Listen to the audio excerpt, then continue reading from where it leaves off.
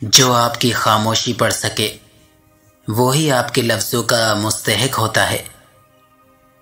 लोग हमेशा धोखा गलत इंसानों से खाते हैं और बदला अच्छे इंसानों से लेते हैं।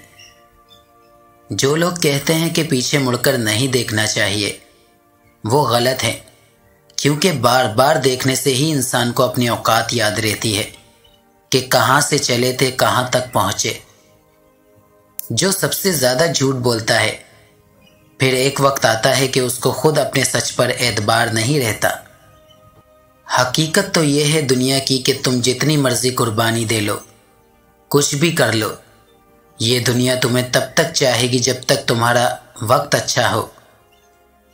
जिसकी अकल जितनी छोटी होगी उसकी ज़बान उतनी लंबी होगी।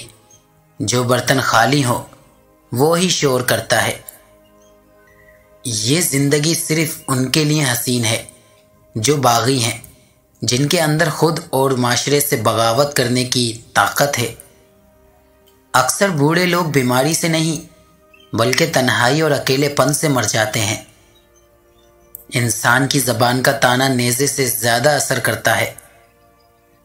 जो औरत टूटी हुई कंघी से कंघा करती है, उस सूरत में बांझपन का मसला हो सकता है,